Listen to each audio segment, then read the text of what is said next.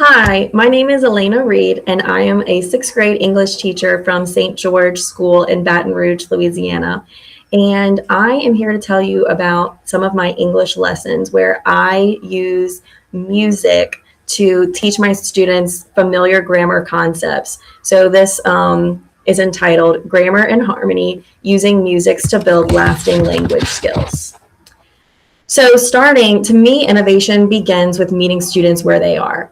Every single group of students is different, so effective teaching really requires flexibility and creativity and a willingness to adapt lessons to meet my students' needs.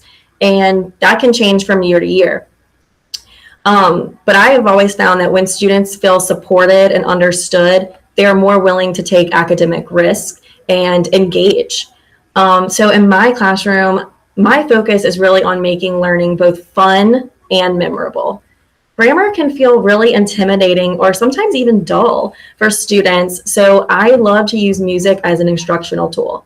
I write music, original lyrics set to familiar tunes on the radio that teach grammar concepts such as parts of speech, helping verbs, how to classify words within a sentence. And I just find that when connecting to music that students already enjoy, number one, they remember their confidence more easily, but they build confidence in their skills. But also, to me, one of the most important things is it creates a very welcoming and relaxed environment in my classroom where students feel comfortable participating and learning. And when students feel comfortable in learning the process, learning becomes so much more meaningful and the results last well beyond the classroom. So my very first jingle I wrote was called, it's about the sentence parts, the 5 parts of a complete sentence, and I wrote it to the Cup song, which is made popular by the movie Pitch Perfect, but the students still know it these days, and they also like to jam on their desk to play the song. So I'm going to sing that song for you, and as you can see by the lyrics on the slide, all of the bolded words are the words that I want my students to remember for the test. So I'm just going to sing the beginning part. To write a sentence, you've got 5 rules. Use them to make a sentence complete.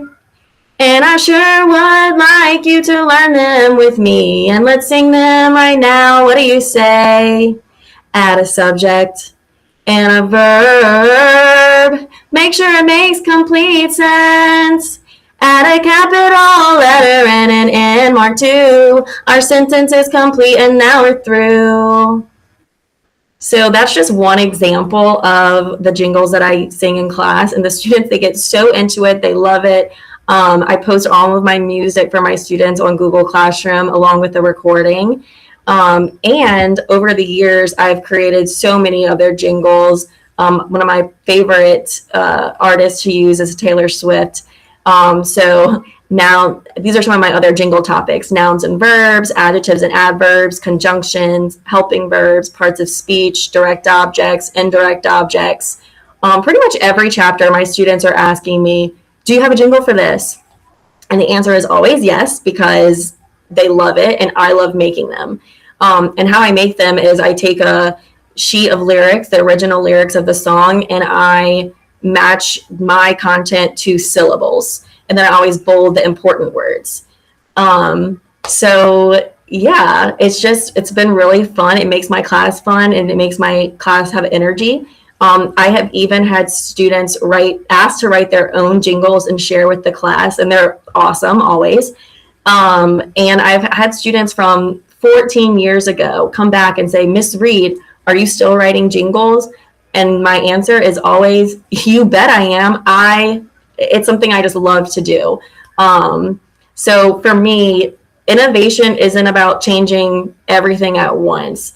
It's about making thoughtful choices that help students connect to learning in a way that feels engaging, accessible, and purposeful. You know, I want my students to feel comfortable in my classroom and have fun.